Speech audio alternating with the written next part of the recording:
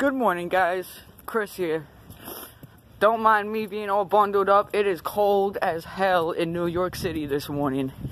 My phone says it's 25 degrees. And it's only 9 o'clock in the morning.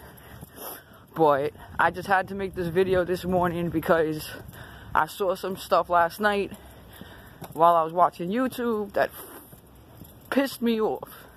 In the best way possible of saying that. But has anyone out there seen this drag kid, Desmond the Amazing? Because I saw a couple of videos of his last night, and that is straight up child abuse. Alright, I don't know what's going on with the LGBT community. I'm embarrassed to be a part of it, because in New York City, this kid is being brought to gay clubs, dancing on bars, while gay guys give him money like he's a stripper. He is 11 years old. He has been on Good Morning America. Vogue has done a photo shoot with him. He's being sponsored all over the place, making hundreds of thousands of dollars, while his mother and all these other people just exploit him. In one of his videos, there's a picture behind him that literally says Rohypnol. If you don't know what Rohypnol is, it's Georgia Homeboy. It's the date rape drug. Then in another one of his videos, he's talking about taking ketamine. If you don't know what ketamine is, it's a party drug that a lot of gay guys like to take at the clubs. So why is this 8, 9, 10, 11-year-old kid, because these videos have been going on for about 3 years, talking about this stuff? And why is his parents allowing him to do this stuff? Don't get me wrong, I'm a parent myself. I have a 12-year-old daughter. And when my daughter was 5 years old, she thought she was transgendered herself. And this is even before I started my transition. It was just her being around me while I was being butch and whatever, and wanting to act like me more often.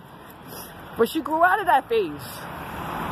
Now she doesn't even remember it, and when I show her pictures of back then, she asks us, why did we let her do that? Because you should not let a child make their choices at that young of an age. Their brains aren't adult brains. They don't understand what's going on yet. That's why I have a big issue with the transgender community, or the medical community with the transgender people, getting rid of all these guidelines. Like when I first started my transition, there were guidelines that you had to be in therapy for a year.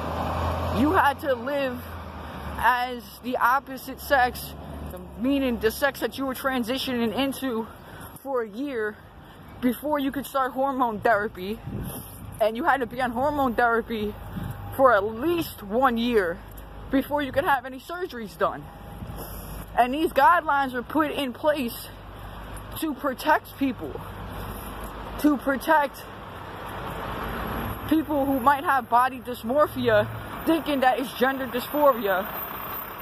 And this way they could talk it out with a therapist and whatever, and realize that it's not GD, it's BD.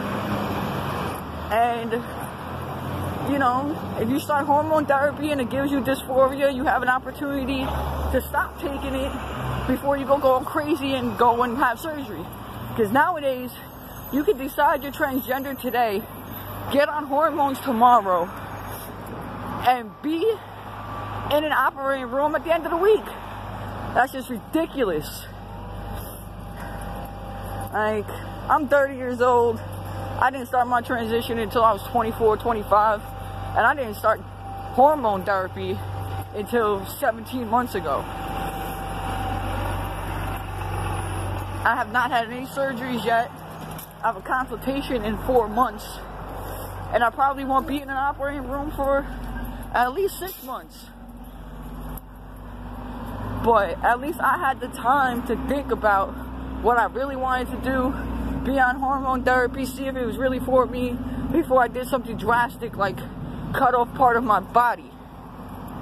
But I just needed to rant about this kid this morning because somebody needs to do something. I think people should be suing ABC and all of them for exploiting this kid.